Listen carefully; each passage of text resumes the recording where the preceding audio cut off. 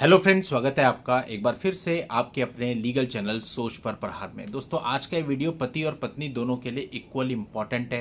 एकदम ताज़ा मामला हाल ही का आपके सामने मैं रखने वाला हूँ और इससे आपको बहुत कुछ सीखने को मिलने वाला है। क्योंकि देखो, होता क्या है, पति पत्नी के मतभेद हैं। इन मतभेदों में कभी कभी चीज़ें इतनी उग्र हो जाती हैं कि आदमी को पता भी नहीं चलता कि मुझसे क्या हो गया, और उस एक इंसिडेंट में, एक क्षण के गुस्से में कई बार सब कुछ खराब हो जाता है। दोस्तों, ये एक ऐसा मामला है जो नीचे की कोर्ट से ऊपर की कोर्ट में गया। ऊपर की कोर्ट से पति को राहत जरूर मिली, लेकिन इसके बावजूद हर पति को और हर पत्नी को यह पूरा मामला जरूर देखना चाहिए। क्योंकि आज का समय ऐसा हो गया है कि बहुत छोटी छोटी बातों पे झगड़ा करते हैं, झगड़ा करके बहुत उग्र हो जाते हैं, एक दूसरे पर हाथ उठाते हैं। ये बहुत कॉमन हो गया है। कभी भी देखो, जब हम किसी से प्यार करते हैं, किसी के साथ में रहते हैं, तो हमें ऐसी कोई बात नहीं बोलनी चाहिए जो उसकी ईगो पे लगे या दिल पे लगे। क्योंकि जब कभी ऐसा होता है तो इंसान को पता नहीं चलता कि मैं कर क्या रहा हूं। वो उस चीज को करना नहीं चाहता, लेकिन हो जाता है। ऐसा ही एक मामला हाल ही में सामने आया, जहां पर एक पत्नी ने लड़ाई झगड़े के दौरान अपने पति पर एक ऐसी टिप्पणी कर दी कि उसकी ईगो हर्ट हो गई, मान लीजिए, या वो अपने गुस्से को कंट्रोल नहीं कर पाया। उसने कह दिया कि मैं तुम जैसे 1000 पति रख सकती हूं। और इस एक बात पर पति आउट ऑफ कंट्रोल हो गया। उसे कुछ समझ नहीं आया, मैं क्या करूं। पास में एक पत्थर पड़ा था, उसने इस पत्थर को उठा लिया और अपनी पत्नी पर हमला कर दिया, और इस हमले में पत्नी की मृत्यु हो गई।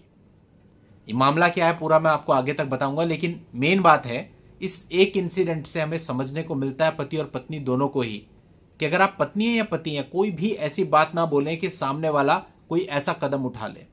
हो सकता है या पति की इंटेंशन ऐसी कुछ ना हो, लेकिन वो जो गुस्सा था, उस गुस्से में उसने ये काम कर दिया जो कि बहुत गलत था, और इस काम के तहत पत्नी की जान चली गई। अब दोस्तों, ये मामला चला, सबसे पहले ट्रायल कोर्ट में चला। ट्रायल कोर्ट ने पति को गुनाहगार मानते हुए आजीवन कारावास की सजा दे दी। अब सोचिए, एक पक्षकार की जान चली गई और जो दूसरा पक्षकार है वो आजीवन जेल में रहेगा। क्या मिला किसी को? और अगर इस मामले में दोनों पक्षकारों के बच्चे होते तो वो बच्चों की पूरी जिंदगी खराब हो जाती। खैर, अब इस मामले में जब ये आदेश हुआ, इस आदेश के बाद पति अपनी तरफ से मध्य प्रदेश हाईकोर्ट में आया था। यहां पर मध्य प्रदेश हाईकोर्ट की जो वर्डिक्ट है ये बहुत इंपॉर्टेंट है, ये आप सबको जाननी बहुत जरूरी है।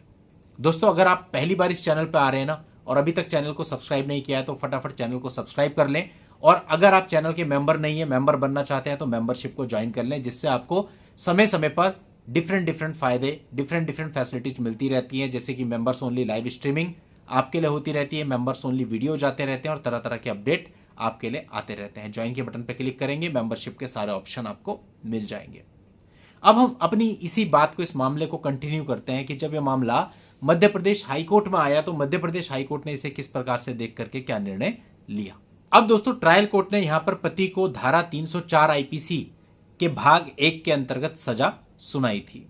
यहां पर मध्य प्रदेश हाईकोर्ट ने यह कहा कि पत्नी की जो टिप्पणी थी कि मैं तुम्हारे जैसे 1000 पति रख सकती हूं, यह पति के सम्मान और उसके अस्तित्व पर अप्रत्यक्ष प्रहार मानी जा सकती है।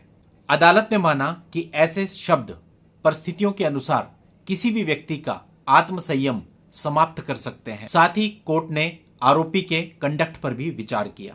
कोर्ट ने यह देखा कि आरोपी ने घटना के तुरंत बाद स्वयं ही पुलिस को और अन्य लोगों को सूचित किया था। यदि यह घटना पूर्व नियोजित होती, यह हत्या पूर्व नियोजित होती, तो पति का ऐसा व्यवहार सामान्य नहीं माना जा सकता था। इसके अतिरिक्त आरोपी अपने साथ कोई हथियार लेके नहीं आया था, बल्कि जब यह घटना घटी उस समय मौके पर मौजूद पत्थर को ही उठा करके उसने वार कर दिया।